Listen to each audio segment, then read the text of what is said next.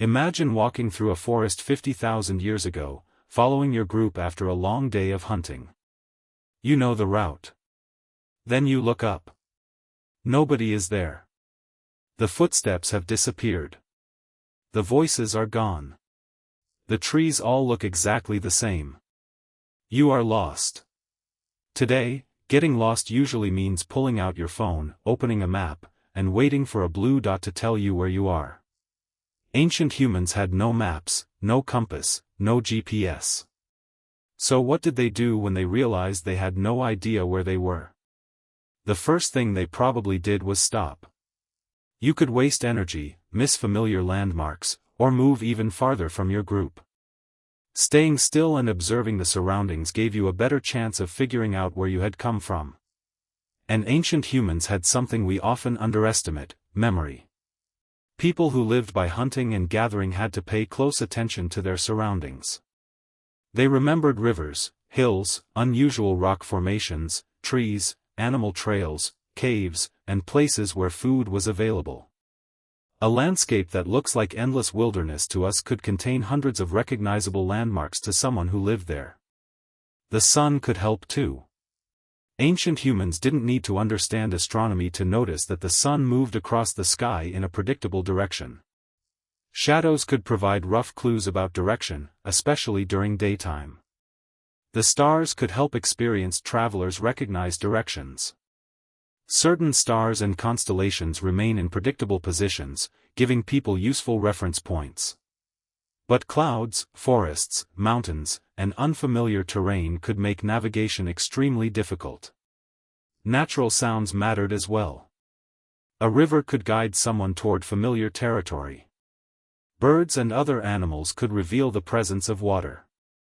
Smoke from a distant campfire might be the best possible sign that other humans were nearby. But what if you were completely alone?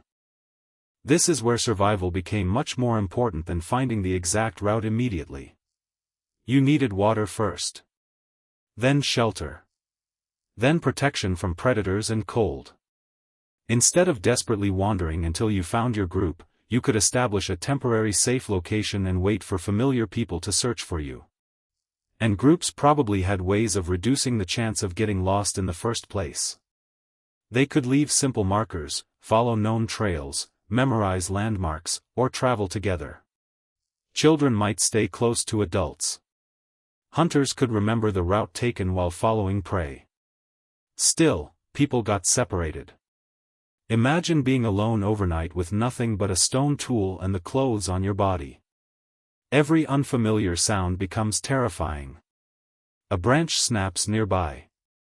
Something moves in the darkness. You don't know whether it's your group, an animal, or something that wants to eat you. The psychological pressure would have been enormous. But getting lost wasn't always a death sentence. Humans are unusually good at learning landscapes. Once someone survived a journey through unfamiliar territory, that experience became knowledge. The next person could follow the same route. Eventually, repeated journeys created mental maps, trails, landmarks, and reliable travel routes. That's one of the hidden advantages of human cooperation. You didn't need every person to know everything. One person's knowledge could become the group's knowledge. So the next time your phone loses signal and you panic because Google Maps won't load, remember this. Your ancient ancestor could have been standing in the middle of a forest with no signal, no map, no compass, and absolutely no idea where the group went. And somehow, they still had to find their way home. Because for ancient humans, getting lost wasn't just inconvenient. It was a survival problem.